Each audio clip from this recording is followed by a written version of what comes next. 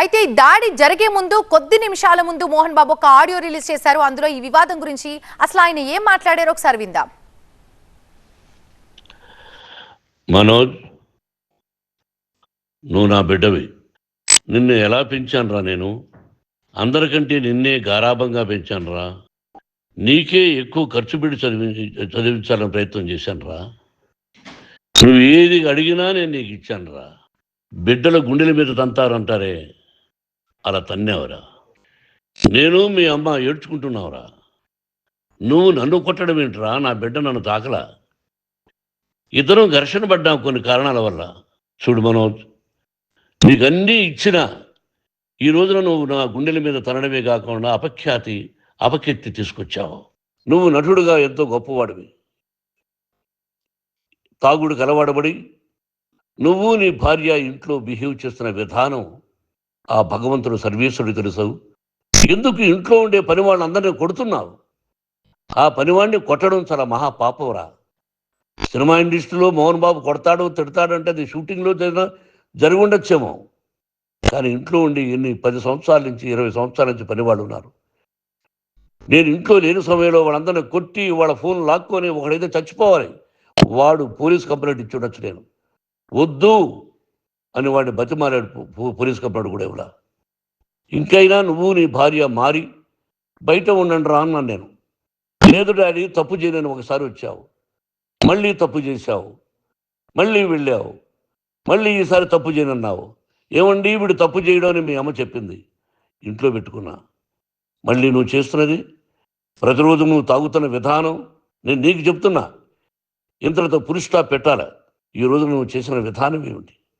నువ్వే ఒకప్పుడు నాకు ఇవి ఏమొద్దు నేను యాక్టింగ్ అన్నావు, ఈ రోజున ఏం చేస్తున్నావు? విద్యాలయాల మీద పడ్డావు. అందరినీ కొట్టడానికి వస్తావు, మీ అన్నం తిడతావు.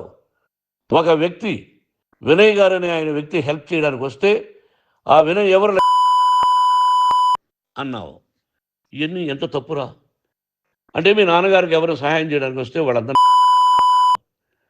చంపేస్తానంటావు. మీ అన్నను చంపేస్తానన్నావు. చంపరా చూద్దాం మీ అన్న. నేనే అన్నా. తాకరా నీ ధైర్యం ఉంటే అన్నా. ఎంతమందిని చంపాలనుకుంటున్నావు? ఎంతమందిని చేయాలనుకుంటున్నావు? నువ్వు ఏం సాధించాలనుకుంటున్నావు? ఈ ఇంట్లోకి అడుగు పెట్టడానికి నీకు అధికారం లేదు. ఇది నా కష్టార్జితం. మోహన్ బాబు తిడతాడు కొడతాడంటారు కానీ మోసగడనం లేదరా. నువ్వు నా పరువు ప్రఖ్యాతులు మంట కలిపావు. ఏమిటి నేను చేసిన అన్యాయం? నీకు జన్మనిచ్చాను, ఇది నా ఇల్లు అన్నావు. నువ్వు నీ ఇల్లు కాదు. నా కష్టార్జితంలో నేను పిలిస్తేనే మీరు ఇంట్లోకి రావాలి. అటువంటిది పోగొట్టుకున్నావు నువ్వు. ఆస్తులంటావా? ముగ్గురికి సమానంగా రాయాలా లేదా అది నా ఇష్టం.